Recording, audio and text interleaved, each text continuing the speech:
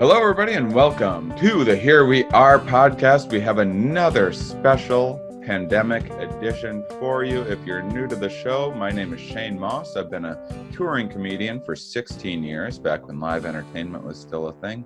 And the last 5.5 years of my career, in my stand-up travels, I've been looking up scientists in a bunch of different fields and asking them about their work. I just started doing these remote podcasts because now everyone's hunkered down for a while, and this is the most interesting and scary and bizarre thing that I've experienced in my lifetime, and I think also the best time to learn and hear about science in as many different takes from as many different fields from science as possible, so that people can understand that even within this one issue that everyone is having to go through, there are a zillion different aspects of research that have something to say that can help us understand and hopefully potentially better our lives and help us all through this and prepare for the future as well. So with that in mind, today I'm talking with Carolyn Roux, who is Associate Professor of Marketing at Concordia University, and she is the Concordia University Research Chair in the Psychology of Scarcity. Hey, Carolyn, how are you? Hi, Shane. I'm good, thanks. Thanks for having me. So this is, there's not enough interviews going on right now with scarcity researchers. So I would think that makes this podcast really valuable. Exactly, yes. Am I right? Absolutely. That's definitely one of the effects of scarcity. So, and what better time for Americans, certainly, to have a conversation about scarcity and the many the many effects of it and the influences in our lives. I would love if you would introduce yourself a little more in terms of kind of your background and maybe just a little more in depth of what you do. Sure, yeah. I don't know how far back you want me to go, but All the way. Where were you born? I'm actually from a small town in the province of Quebec of Canada called Trois-Rivières. I'm a Okay. Did you francophone. like preschool? How was kindergarten for you? Very scarce. No. I'm from a very blue-collar, lower middle-class family. Me too. First in the family to have ever done like university education and actually graduate Yay. education. And I think that actually all set me up in some way to be interested in scarcity. So at some point in my PhD, I actually ended up at Northwestern at the Kellogg School of Management.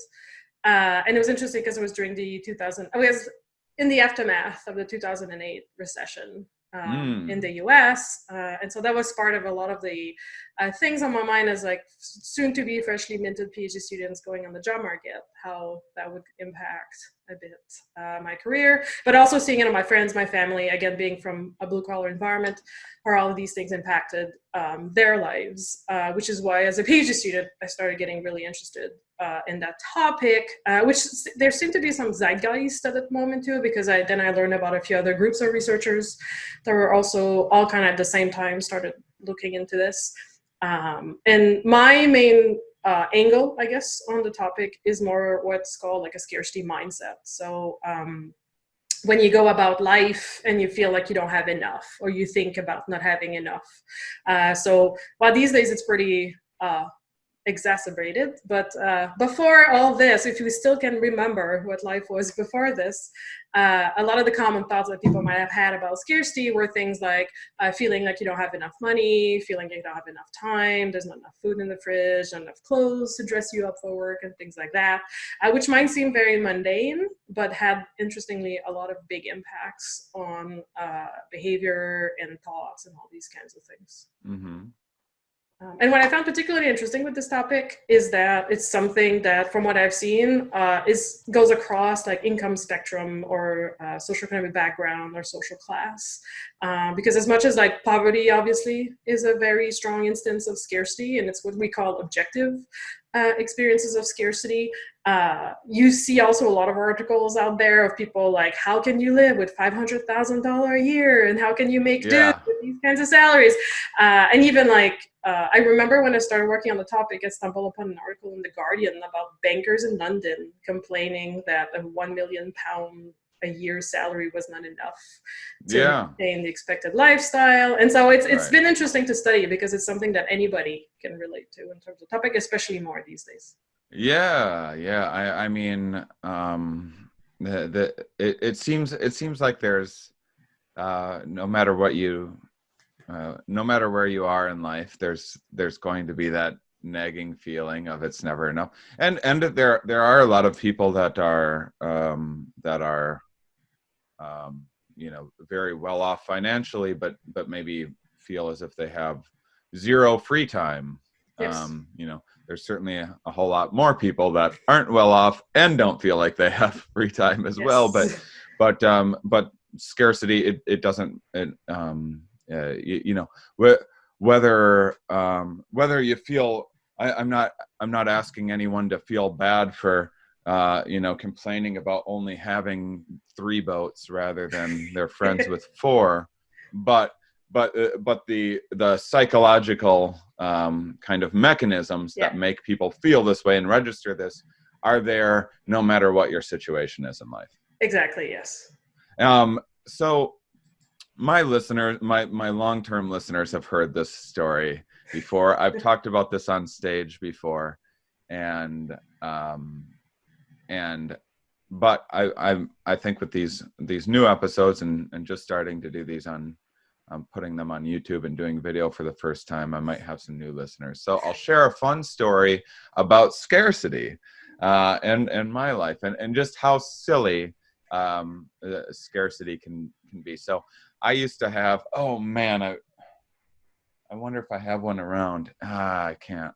So anyway, comedians often have to sell a bunch of silly merch. They have a bunch of different merchandise. Like I have like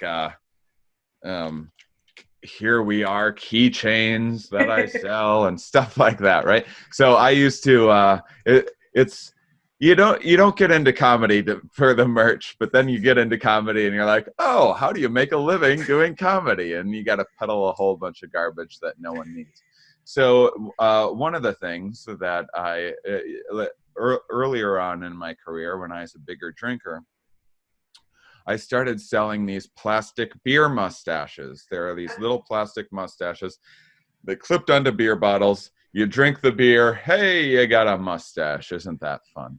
And so, I saw people just loved these plastic beer mustaches. It was a nice way of me being able to make some extra money, pay for my travel costs, everything else. And so, I used a variety of techniques to sell these mustaches. One was, it was like 1 for $5, or there's like 8 different colors. So a lot of variety there. That's good. That's going to catch the eye afterwards. If it's all just black or pink or whatever, people already have the idea. They're not going to stop by the merch table to see.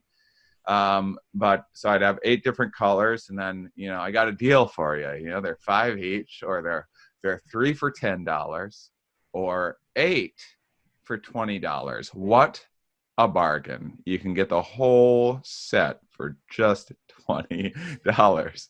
That's all the beer mustaches you're ever going to need. Actually, that's not true because you lose them in about 2 minutes. But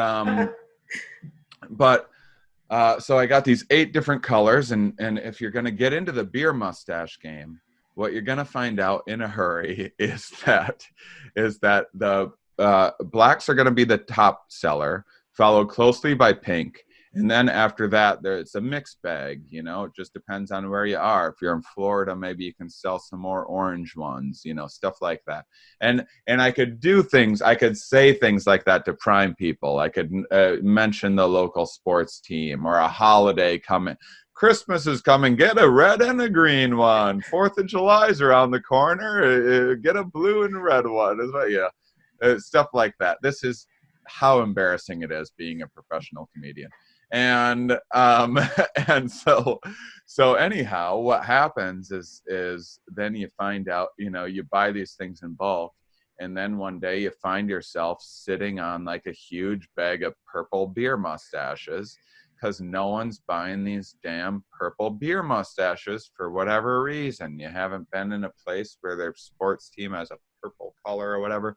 And so then you find yourself in a situation in life where because you wanted to do what you love for a living, now you find no money in your bank account, and all of your assets are tied up in plastic purple beer mustaches that no one wants to buy. Well, how do you get rid of these things? That's the puzzle.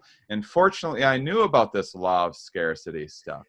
And so here's what I did. So I have like a little, almost like a little, you know, like organizational, like little plastic tackle box or something like that, separating each of the colors. So I put the purple ones in the middle, so it'd be like kind of the center of the attention. Okay, that's nice. But then what I really did is there's like 20 mustaches in each little compartment. And so what I do is I just take most of them out of the purple compartment, and there'd only be like 2 or 3 left, and I'd have the rest in my pocket ready to replenish. And oh my God, people just, as I'm sure, Caroline, you could predict, yes, people needed these purple beer mustaches so bad, fighting over these purple beer mustaches as if they were toilet paper in an apocalypse that doesn't make you shit more, but you still need toilet paper for whatever reason you're thinking. And they started now here's my favorite part of this is I also know a little bit. I have a passing understanding of the difference between you know, what drives people and people's conscious interpretations and stories they tell themselves about why they make the choices they make. And so after they'd buy a purple beer mustache, I would always ask people, hey, why'd you buy that purple beer mustache? Knowing damn well why they bought it. And it was never like, I mean, maybe some people were like, well, I wanted to get it before they ran out. Or I don't think I ever heard that, though. The stories that I heard a lot were like, well, purple's always been my favorite color, or it's my daughter's favorite color, or my first car was purple, or, you know, it was like, I know that's not why you, but I haven't sold one of these things in 3 months. Now they're flying off the shelves. And I know why you bought it. It's because I tricked you. I primed you into buying that. That's why you buy it. Consciousness is much the story that we tell ourselves, yeah, about why we do things after the fact, to kind of justify our underlying hidden mechanisms. And I swear the story's almost over, and then you get to talk through the whole rest of the episode. And the other fun thing about it is that when people hear this, they're like, oh, well, I'm smarter than that, or that's dumb people, or something like that. And this is not really a smart or dumb thing. I mean, you can be equipped with knowledge that can help you make better choices, sure, but especially when it comes to something as frivolous as picking what color beer mustache, when you're really just kind of trying to support the live entertainer and you don't really give a shit about this thing anyway, and you don't know what color you want. It's not a smart or a dumb thing. The only different, smart people would buy just as many purple beer mustaches. It's just that they had more fanciful stories of why they bought that purple beer mustache. Well, you know, purple used to be a very expensive dye to Yes. make back in ancient times, and therefore it was rare, and purple was associated with royalty and wealth, and that is why I bought the purple beard mustache. And so another lesson in that story is you can always tell how smart a person is by the sophistication of the lie they tell themselves. So with that in mind, I think that sets up the idea that every single person is susceptible to these laws of scarcity, no matter who you are and no matter what the stakes are. Oh, it's funny that you mentioned the toilet paper stuff, because it's also up here in Canada, like toilet paper, wipes, Yeah. hand sanitizers, and all these things. And I also like that you're like, can I talk now? No, I'm just saying I'm also one of those people that has been susceptible to this, funnily enough, because like you're mentioning the toilet paper particularly, and like I've been studying scarcity for almost 10 years now. Like I'm very well aware of all the effects, very well aware of all the phenomena, but the first time I went to the grocery store and saw those empty shelves, I had to like hold myself back so hard on that primal response of need to hoard all the things, even though I know that that's what's going to happen, and I'm smarter than this, and I know this topic, and I can study it. But I have to admit, like I did the first run in the grocery store, and then I did the second one where I put back stuff on the shelves when I was able to cool down and be like, wait a minute, do you really need like dried beans? No, you don't. But it's like it's as powerful that even like as a scarcity researcher, I still like fall prey to these things. I think I just realize it more quickly, I guess, and don't try to justify the behavior. But everybody can experience this. Yeah, I mean, this is the importance of learning some of this stuff for the general just for an individual maybe tuning in and hearing about scarcity for the first time. You can just think about this in terms of the realm of mindfulness. This is just one more thing that you can learn about yourself of kind of those hidden underlying things that are hard to be. One, you aren't aware of at first, and then when you become aware of them, it takes a little while to then turn that into a habit where you have the reaction, and then hopefully if you're mindful, you have the information and you're building the habit of enacting that information. You can create space between the time that you're primed or you're in that situation and triggered by that environmental situation and acting on it. You can create, because if this is an autonomic response, where you're not thinking about it at all, that priming can create just enough. It's not going to be perfect, but you can get just enough space in there to maybe second guess yourself, to maybe take a moment to breathe and think it through. I mean, that's the tricky thing, is like we also don't have the resources to do that with every dried bean decision in our it's life. Especially more difficult, I think, these days, just because there's so many types of scarcity coming and crashing on us all at the same time, in the sense that, like, if you go to the store, you might see the empty shelves, and then you look at the news and people are losing jobs or wondering about their economic security. And then there's all these bigger news about like greatest economic recession since the Great Depression. And then some people are like, but what about climate change? Because like suddenly, like obviously this took all a big backseat. But there's all these like different layers of scarcity that you keep getting bombarded with in your daily life, through the news, through talking with people. And so it's even, I think, harder to manage because it's so constant and so like high level of threat on multiple dimensions. So I have a really good question for. I'm not sure that we're there yet. Well, so my question that I eventually want to get to anyway is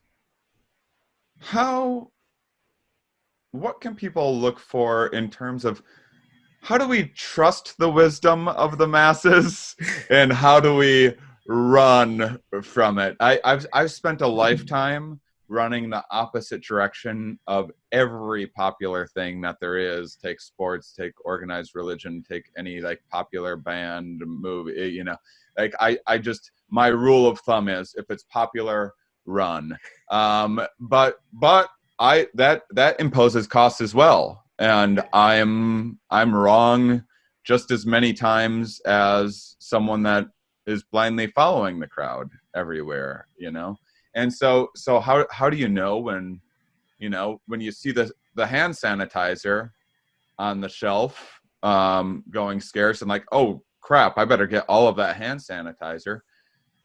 But then you also see like there's a shortage on wastebaskets for whatever reason. And you go like, oh man, do we need more wastebaskets all of a sudden? Geez, I better stock up on wastebaskets.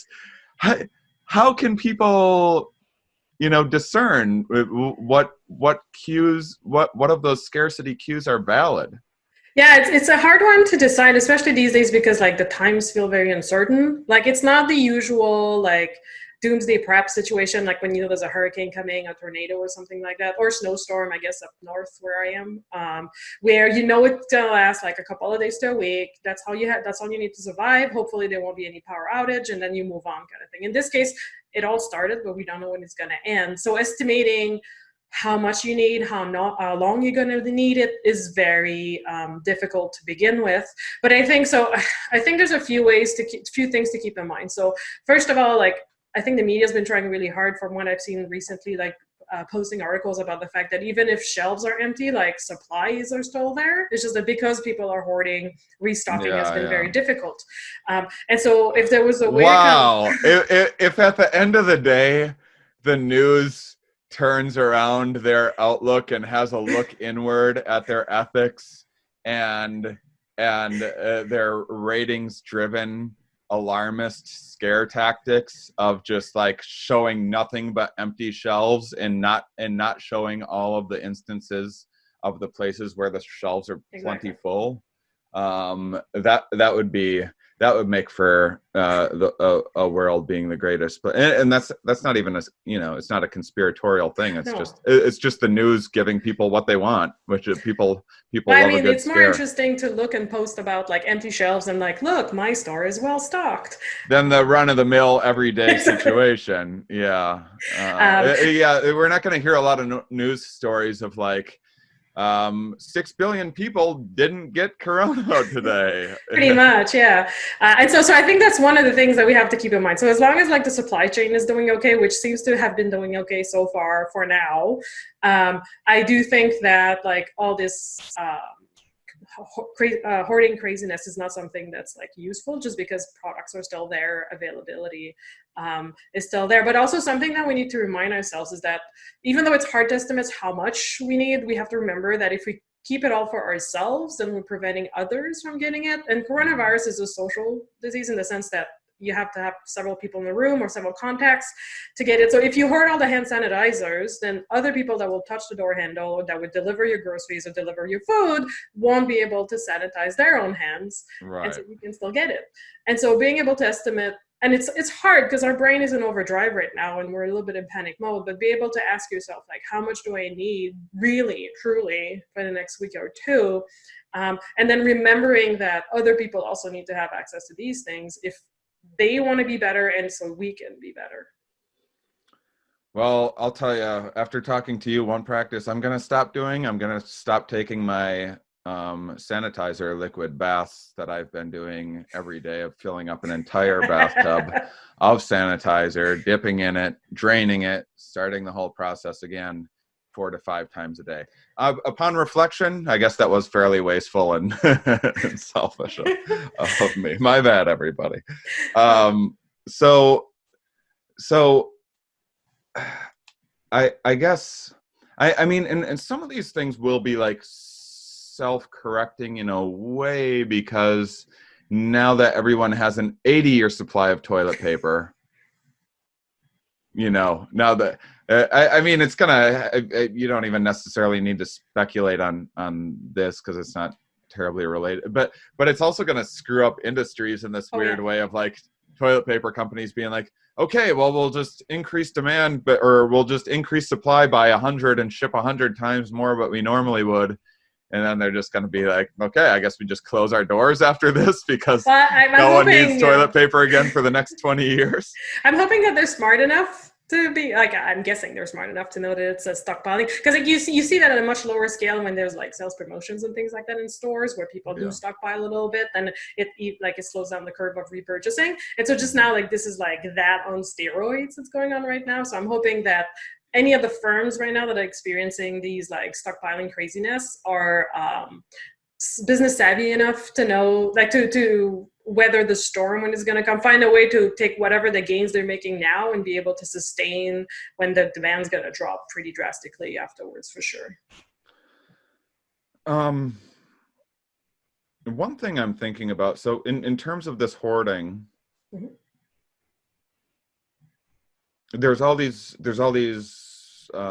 stores now doing, which seems like the right thing to do and seems like the obvious and ethical thing to do, which is they're now like, okay, everyone only gets like 4 cans of chicken broth or whatever. I don't see I can't think of any other option than doing that. But at the same time, is that triggering more psychological scarcity? And then, is that going to lead to people going in, getting 4 cans of pumpkin spice coffee or oat milk, something? Yeah. Why don't I just? Yeah. Anyway, and then going back in or bringing like and now they're like bringing their whole family into the grocery store so that each person can get 4 tubs of Crisco each. The examples are so unnecessary. I'm going to keep on making them anyway, just so everyone can struggle to see me improvise grocery store items. I haven't been in a grocery store in like 16 years because I live on the road, basically. But so I'm like, what do they have in there? So that might be fun for people to watch me struggling with what is a grocery. But the point is, and then that can cause a problem of now, which people should be sending one person to the store. There's no point in the whole family going to the grocery store and having a fun, let your kid touch everything trip to the grocery store like we used to have. So that could cause some problems as well. That could cause more of the scarcity anyway. Yeah, I definitely think it could compound the effect. Because actually, it's funny because last week I still go to grocery stores. I'm not that kind of person. And last week, actually, they finally put a 2-item limit on almost everything in the store in my grocery store, because it's a very tiny like neighborhood grocery store. And there were people at the cashier next to me that were checking out, and they had like, I don't know, 12 boxes of pasta or something. And they started like getting really angry at the cashier when he said like, oh, not only 2. And he was like, what do you need 12 boxes anyway? And again, like justification, they couldn't really explain it, but it definitely like exacerbated, I think, the response in terms of aggressivity and in terms of like the felt sense of like depriving myself from this important resource. Which, by the way, anyone out there that like feels like this might be them, just the next time you find yourself like arguing with a cashier about like getting your box of pasta, instead first picture yourself now spending the next 2 weeks eating the same spite pasta day in and day out. Like, oh man, I guess I could have just got 2 other items instead of causing a whole scene in the grocery store over this nauseating meal. No, I 100% agree. And so I do think that, because the thing with scarcity, like scarcity causes a bunch of different things. And the one that we're most familiar with, which is the one you've been referring to, is the increase of value. So when things become scarce, we think they become more valuable. And I do think that at least the limit, the number of items limit is more effective than I've seen in other places where they put like a price premium on buying more items. So there's this very viral example from Denmark, I think, that I've seen on social media, where basically they show that like buying 1 bottle of hand sanitizer is like 10 kronas, but if you want to buy the second one, it's like 1,000 kronas. And I don't know how effective that is, but I think that in that case, it just restricts resources from people that need it the most, in the sense that people that are rich and don't care and really value that resource will still buy it. but people that cannot afford it are the ones that are going to be truly deprived. So at least the item limit is the same across social class, socioeconomic status, and things like that. But it's kind of funny that you mentioned that, because I actually saw an article online, I think a day or two ago, showing data from the UK, where they looked into whether it was true that people, like it was hoarding that was the major problem with the supply issues in the marketplace. And actually what they found is what they call, like, quote unquote, accidental stockpiling is more of a problem. So what they found is that there's only a very small minority of people that actually hoard a lot of products. So those pictures that you saw people at Costco with like 12 cases of toilet paper piled up in a cart are just a small minority. But the main problem that's causing shortage is people buying a few more items every time they go, or people going more often than they usually do. So if you have that 2-item limit, you might go to the grocery twice in a week instead of once. And so it's not like you're stockpiling the items more, but your purchase cycle is shorter and you buy a little bit more every time. And so if you scale that up on the entire population, and that's what most people are doing, then that's actually what's causing a lot of the shortage issues. So I find in a way a bit comforting to know that, like, most people are not irrational hoarders, but that we all, like, hoarded little, I guess, just a little bit, just in case. Yeah. But that this little hoarding that doesn't feel like stockpiling or hoarding behavior, it's like part of what's the problem. So I thought that was pretty interesting. Huh. Yeah, people are going to run out of room in their apartments and stuff too. Yeah. Well, I'm curious in terms of this is one now. Well, let me get this off my mind, because this is such a nonsense thing, and it's a very egocentric question. But I think this could be interesting, because we both know 𝕊𝕙𝕒𝕟𝕒. He has a book coming out next week. Yeah. Stick to business lessons from the world of comedy, and how it's a lot of like how comedians adapt to things and are divergent thinkers and whatnot. And so we'll be talking about this. And one of the things that, as I'm now going from 95% of my income being live touring to figuring out how to have a digital presence, a thing that I never cared about until, I'm from Wisconsin. Did you hear that? I just put in a boat in there for you. I had not noticed. I am French Canadian, so I don't always pick up on these things. Oh, okay. Well, it wasn't intentional, but I hope you appreciated it regardless.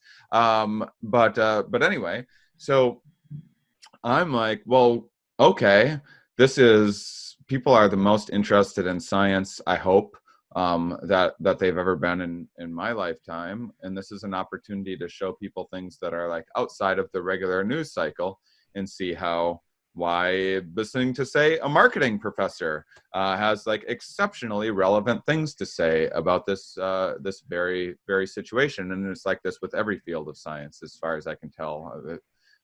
I don't know what the quantum physics angle on corona is, but especially the kind of social sciences that I'm used to studying on the podcast are as relevant as they've ever been, if not more so. I'm trying to release an episode every single day to keep people informed and to crank out content for people. People are hungry for content right now, but at the same time, every single comedian's doing the same thing and doing, I'll say, like virtual shows of, a wide range of quality. And I'm sure everyone's sitting at home, hoping to support their favorite artists and people that they like and everything, and everyone's stretched thin. Am I actually doing myself a disservice by working 14-hour days to crank out an episode every day and do all these different special episodes?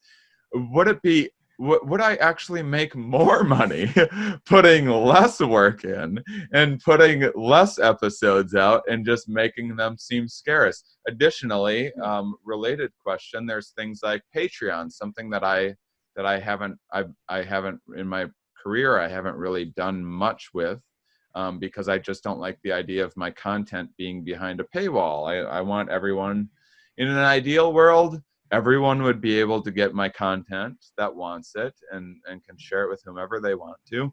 And if they have it in their heart to donate or support or spread the word, terrific. But does putting something behind a paywall, does that make it seem precious and valuable? So I ask you this just because a lot of people's businesses are changing dramatically, and a lot of people are going virtually and digitally. So I think the advice that you have for me might be applicable to a lot of people's lives right now. Well, so I have two things about this. So first of all, I think your sense of wanting to ramp up, I guess, your productivity is something that we also see actually in our research. As I was mentioning earlier, like scarcity has a lot of different impacts, and increasing value is one of them. It's the one that we're most familiar with. But we also find in our work that scarcity is something that may prompt the desire to hoard resources. Surprise, surprise. More competitiveness, in some cases more aggressivity. We also find ways to make people act more pro-socially if there's something about benefiting the self. So it's kind of a hypocritical altruistic behavior, but we get people to behave more altruistically. But also one thing that we find, because of this competition aspect, people experiencing scarcity are also more willing to want to self-improve. So they have a higher desire to self-improve and greater willingness to pay to improve themselves. And so it's kind of funny that I've been seeing all these articles actually coming out since self-isolation has been starting, where people have to, like, it looks like the media has to convince people not to go crazy and side hustle. Like there's all these articles, it's okay not to overwork during the pandemic, like it's not a normal time. And I find it very interesting that basically, like, a lot of people feel the need to tell people not to do it because, like I said, scarcity is very ingrained in the sense that when you feel like you don't have enough, you want to self-improve partly because you're feeling a bit more competitive. And as you're saying, like now there's more competition online in terms of, like, it's an actual competition. It's not just a perception. And so wanting to perform better than others, to stay ahead of the curve. But there's also this aspect in terms of helping you feel better. There's a coping mechanism there too, where when things feel scarce, it's a big hit not only to your like financial situations or your time or things like that, but also to your own like self-image of like who you are as an individual. When you become unemployed, it's a reshaking in terms of identity for some people, or even just like when the business is not as crazy as usual. And so in terms of redefining who you are in terms of self-esteem, how you compare to others.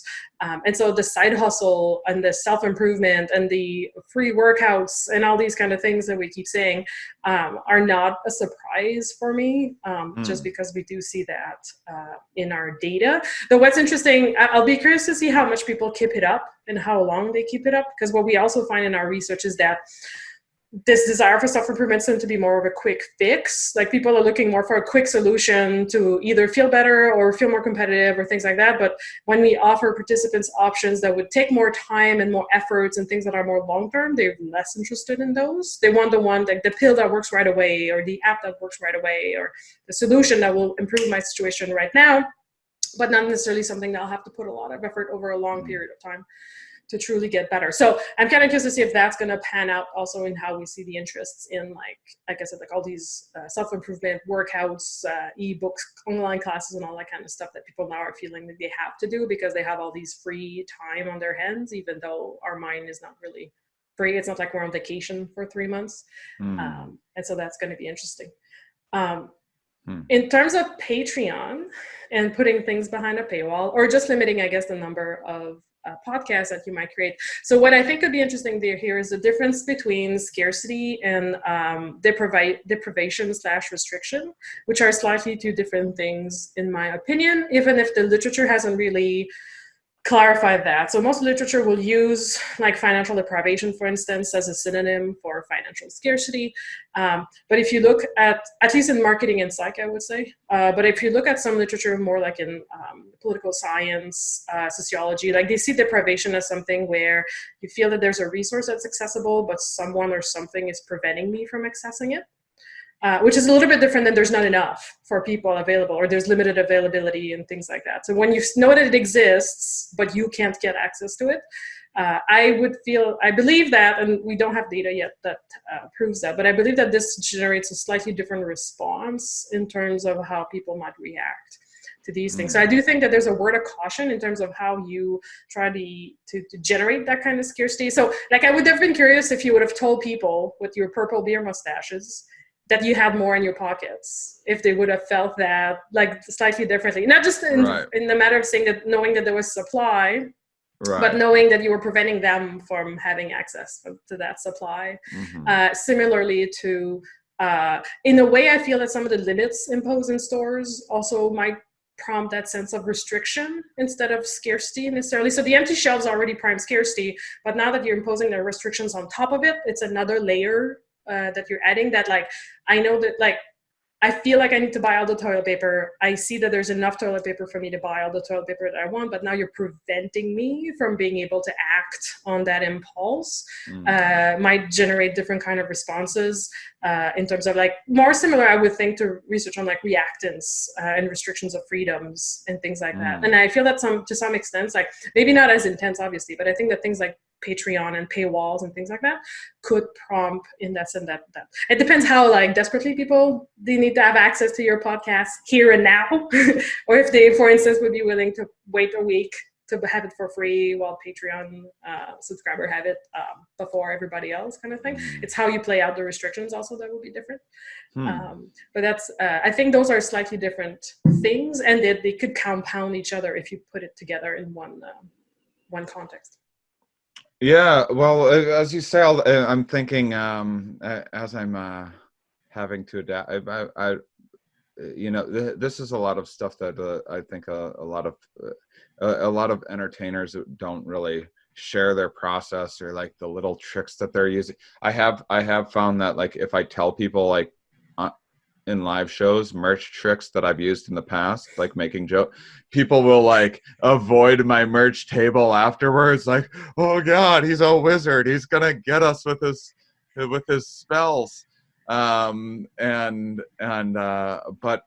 mean, I think I think more importantly, it's cool when people get to see these things in action and learn what people are actually doing. Anyway, so here was my thought. I've been thinking about trying to make these a live stream. I'm having to catch up with all the technical issues and everything related, and what the best way to do that to still have the highest quality. And there's compromises here and there. I don't know why all this stuff isn't just easier than it is. But there's a demand for it to be easier now more than ever. So I imagine new programs will arise. So say this is a live stream, and say that someone can weigh in with their own questions. So I've thought about that, and I'm like, well, my ADHD is as bad as it's ever been. Right now, I'm finding this to be the case with a lot of people are having the worst attention issues that they've had. They're under stress. They have a zillion things going on. The rug just got pulled out from under civilization, and people are kind of scrambling to figure things out. So I was like, well, I kind of want to limit the number of questions. Maybe I set it up ahead of time and I asked the best questions. But maybe one thing that I could do is I could have a limit on the number of people that could see it live, because I simply don't have the cognitive resources to attend to the tens of thousands / a million people that would, in an ideal world, have a zillion questions for you. You know what I mean? Maybe that would make it an aspect of the experience seem a bit more valuable. Yeah, I think framing it in terms of exclusivity rather than restriction is what's the important thing here. It's like this exclusive access sounds a lot more fun and sexy than saying we'll restrict it to 20 people, let's say. Just because I think in one way you're framing more in terms of scarcity, which again will increase the value that people will perceive from that experience, versus priming more something that's more about restriction and deprivation, which made people feel like, well, there's like technically you don't like, have to impose a limit, or there's no limit that you need to impose technically. And so why do you feel the need for that restriction? And Right. I'm also like a marketing professor, so it's all about framing and positioning at the end of the day.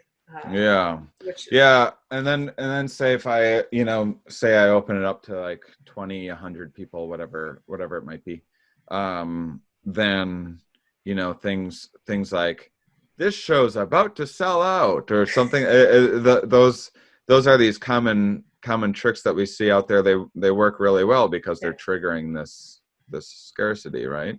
Yeah, so the thing you have to be careful with, though, is that there has been some research recently that came out showing that these tricks are becoming less effective online, actually. Because people are so used to them. Yeah, because they've been overused. Like there's I can't remember the authors right now, but there's a paper that came out, I think, from a bunch of UK researchers that looked into like hotel booking websites, for instance, where you keep seeing like these pop-ups appearing on your screen, like 4 other people are looking at this room right now, 5 bookings in the last hours, 2 rooms left. And they found that these cues are much less effective, and that people now actually having an aversive reaction to them. So they had data that they were effective early on, and that they're less effective. I think they took the assumption that like prior research shows that these kind of cues used to work well, but then in their data, they actually found the opposite. If I remember properly, I don't think they did anything longitudinal or anything like that, but they instead looked at how effective they are now and are data generating these compared to not using them. Yes, exactly. And they found that they were either less effective or like that they backfired in some cases. Really? Yeah. Because I think also in some of these cases, there's a believability issue, which you might not have in your case if it's truly like you have a counter that shows how many spots left over and there's only a few left. But especially for these hotel websites, like especially there's been articles recently, like I think the New York Times published one and the Behaviorist, like showing that they looked into the programming behind these websites and they found that all these pop-ups that you get are actually like random numbers that this website generates as you look. So they're not even like real people doing the real thing. And so I think consumers' trust and believability also went down for these things.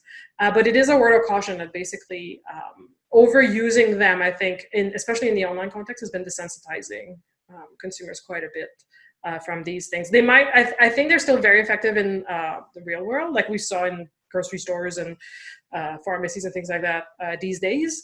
But online, I think, because people are so exposed to them on like Amazon and like deal websites, like things like Groupon with the timer countdown and the number left and things like that, that their effectiveness seems to be dwindling a little bit. So.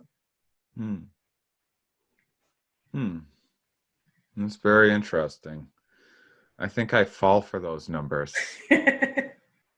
Well, this is worth the cost of admission right now. It's now dawning on me how many times I've been like, oh, only 2 seats left. Crap.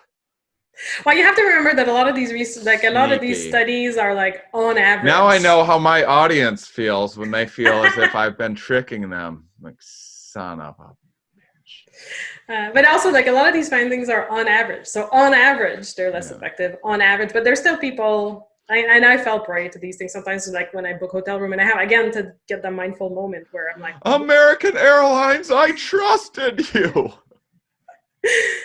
Yeah, pretty much. They've been playing with your feelings all this time. Son of a gun. So do you have anything to? I've talked to enough academics in my years to know that they're not always the most comfortable with speculating on things. But this seems like a different kind of time, and I don't think this is the sort of time when anyone's going to hold you to something that you speculated on once on a Goofy Comics science podcast. What do you think in terms of the way the world is changing and kind of the future of after this happens? What are you? I'll say this: what are you curious to see, and then what are some of the things that like maybe other people haven't thought of that that your lens has made you think about? Like an easy example, in terms of, you know, everyone trying to get fit all of the sudden, which, good idea. I guess I'll start a fitness podcast as well. And listeners, No, you have to if market. I ever start a fitness podcast, please do not. Please. No, but you have to market your podcast as a self-improvement experience, a way to enlighten your mind and improve yourself. I mean, I believe that it is. Just have to make it more explicit. Yeah. That is a good idea. So, and then people are going to see this episode and they're going to be like, go! Shane just American Airlines does.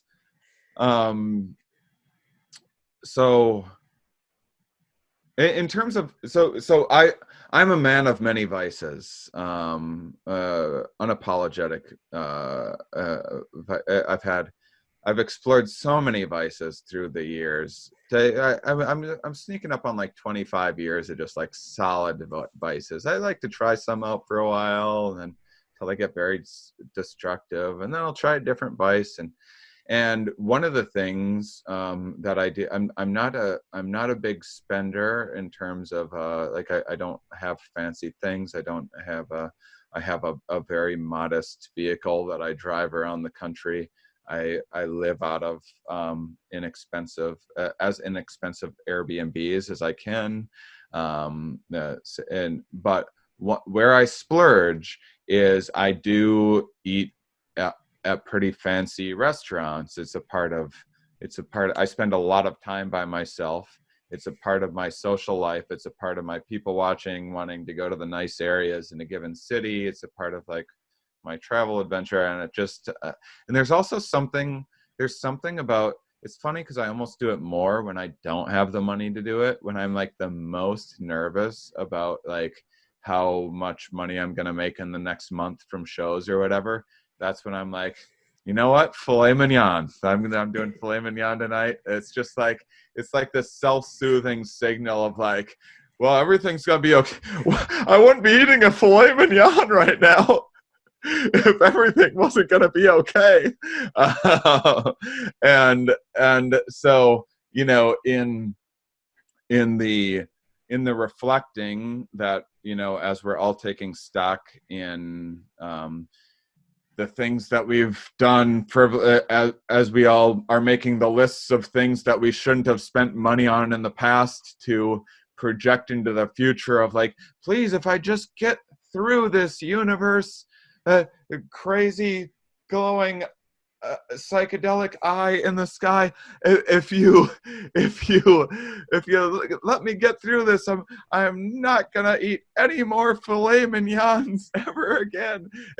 What are the chances that this stuff's going to last? Say things. I mean, I imagine there's a lot of variables here. If everything blows over in May, and it's like, whew, we all overreacted to that thing, which I do not believe that's going to happen. But that's going to be a different scenario than if we end up hunkered down for a year. And we all start going outside, and this happens again and again and again, and it just keeps on cycling. If I guess the upside is, if it keeps on cycling, we're all going to be super ripped and very fiscally responsible. But what do you kind of project? What do you think about? What are you interested in seeing how it's going to play out or study in the future? Yeah, well, I think like you said, it's a bit hard to assess for now, just because there's so many variables in play. Because I guess I'm an optimistic at heart, but also it's a bit unoptimistic in a way, in the sense that I do think that humans are very good at adapting, and I do think that once we go back to any sense of normalcy, I'm curious to see how much what we've been through so far will carry over, in the sense that how much people will just revert back to who or what they used to be, because coping mechanisms are all about that. Basically, is that right now, like, we're going through a situation where we're coping whichever way, the best way we can, and buying toilet paper is a way of coping, is a way of trying to find sense of restoring control and safety on this crazy situation. Plus, And you can cuddle with it. yeah, exactly. But even like buying 𝕊𝕙𝕒𝕟𝕒 when your financial situation is difficult is a way of restoring a sense of control and security in your situations. By maybe you don't consciously think that, but it's like, if I can afford it now, it means everything's going to be okay. And so, or it could also be like, it's my last chance ever. There's different ways of approaching it. But so I do think that, like, I don't know if it's the best or the worst case scenario, to be honest, but that people will just revert back to normal life and forget that we've ever gone through all of this. But I do think that if it prolongs for a longer period of time, and especially if, and I don't have wood around me to knock right now, but if the supply chain doesn't break down, because I think if supply chains does break down and we start experiencing like real scarcity, like actual scarcity, where we have to start like food rationing and things like that, then I'm actually wondering if we're going to create psychological consequences similar to what you've seen people that went through like the world wars, in the sense that even if we're not literally at war, like there's going to be the same kind of mindset and situation where resources will be scarce, products will be scarce, food might be scarce, especially for instance if like people who work in the distribution line get sick and there's nobody to harvest fruits and vegetables, and so they'll be there but we won't have the resources to harvest them and send them out through the supply chain. Same thing with like truckers and industry farmers. So if this more apocalyptic scenario takes place, which I'm seriously hoping not, then that is where I think we'll start seeing much more significant consequences. Because so in my work, what we're always trying to do is distinguish between what we call objective versus subjective scarcity. So as I briefly mentioned before, like objective scarcity would be people that live in poverty, like they're objectively poor, they objectively don't have enough money to meet all their needs. And then subjective scarcity is what most of us are experiencing, where 1 month business is not as good, you feel a bit financially constrained, but you know that in the future things will be better, or some weeks you're busier, so you feel very time pressed, but you know that in the future, hopefully things will get a little bit better. And what I'm feeling right now is a situation that most people are in, especially from like middle class and above, is more the subjective sense that there's not enough things, there's not enough products, that jobs are dwindling. But once we tip over to the objective part for most people, and not just people on the lower end of socioeconomic status, that's when I think the shift will be happening. And I think that's when we might see something a little bit more permanent in terms of changing people's behavior and psychology. I imagine it will, you know, there's going to be these impacts on children too. There's going to be a lot of imprinting. Yeah. And by the way, I can't figure out, I've been trying to think of a way to trick you into saying filet mignon one more time, because I just realized my new favorite thing is when French Canadians say filet mignon. So you might just have to say it for me at some point, but also, I have, you know, I know this person, who was, as a small child, they were poor, or I guess, you know, had they certainly weren't well off, and had like a family had a scarcity mindset. Their father had a business. Their business took off, became like, you know, one of the richest people on earth. And then this person that was poor as a kid inherited, never worked a day in their life, inherited all of this money, but they won't throw anything out. So they have like warehouses full of like not like collectors car, like minivans, and like, you know, just like, but like everything they've ever purchased, they just like will not throw any of it out, even though they're doing quite well, even though it's just warehouses full of wasting away vehicles that other people could use, like me, for example, or a whole lot of other people. And so these are things that I am curious about what the imprinting effect of this will be on people. Yeah, and there is a bit of research on the developmental aspect of scarcity. So people that study, for instance, scarcity more from what's called the life history theory perspective, which comes from evolutionary psychology, they do look at how your childhood socioeconomic environment impact your responses to scarcity as when you're an adult, even if as an adult you're not living in the same environment. But I do think there's a big gap right now in literature in terms of moves upwards and downwards, in the sense that as far as I know, most of that research has looked more in terms of like whether you used to be rich or poor and whether you're okay financially today. But there's less of like looking at the full matrix in the sense that like, were you rich or poor when you're young, and now you're rich or poor now, and did you move up or down the whole matrix as you went? And so I always feel bad as a researcher when I see these things, because I always feel like I'm profiting from like bad situations, but I'm kind of like, ooh, there's now a real life experiment going on where if I could just measure how people are going, where they started, where they ended, and measure how everything's going. Well, like, we need, I mean, I think it's great if people can have as much of an opportunity mindset in terms of not in terms of like, maybe if I hoard a bunch of hand sanitizer, I can sell it for triple the cost or something like that. But how can we make the most of this situation? How can we learn the most from this situation? How can we, better the way that we work and interact with people and build societies? We're having a unique opportunity for a lot of fresh starts, on personal levels, on cultural levels, education levels, everything. And so yeah, I don't think you should feel bad for that at all. I think everyone should be thanking you for what you do. And it's a whole lot better than giving up, and that learning helplessness isn't going to help any individual or society. So just one last little question. I got to let you go here. I know you're busy. What's your favorite steak? Not filet mignon.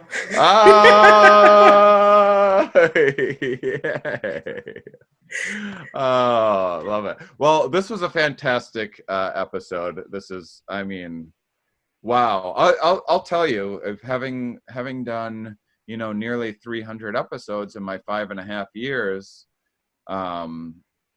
these are some of the better conversations that I've had with academics, and I've had a lot of great ones, but so far, just because I love jinxing things, I've had 100% like really fantastic conversations with everyone about this stuff right now. So that's an exciting opportunity. I feel like people are letting their guards down a little bit and having more open conversations, and I think it's also that a lot of us wants to feel like we do something that matters. You do. You absolutely do. You should feel that way. So thank you, Carolyn Roux, for joining me. By the way, is there anything, any like social media plugs, or any way people can reach out to you? Or maybe I'll just put a link to your website on the podcast page. Yeah, I guess you can find me on Twitter. We also have actually my co-authors and I curate a Twitter account called Scarcity Insight, and we also have a Facebook page where we post. Actually, we've been really ramping it up these days with all the COVID-19 stuff, but we post usually a few times a week articles related to all kinds of all different types of scarcity and research findings, and also like a lot of popular press articles to make it very accessible. And so yeah, if people want to learn more about that, the Facebook page and the Scarcity Insight account on Twitter are very interesting, but I also have my own Twitter account. I'm available on LinkedIn. So yeah. Great. And make sure and send me those links too, in case I forget to ask you. I'll put them in the description and everything. But thank you to Caroline for what you do and for joining me today. Well, thank you for having me and for finding what I do relevant. It very much is. It's terrific and fascinating as well. And thank you, listeners, for being such wonderful, curious people. We'll talk with you next week. Are we Yes. Where are we? Here. Why are we here? Not entirely clear. We are misfits thrust into existence by random chance, with no hints at all as to how we're supposed to make sense of it all. It's immensely bizarre. Here we are.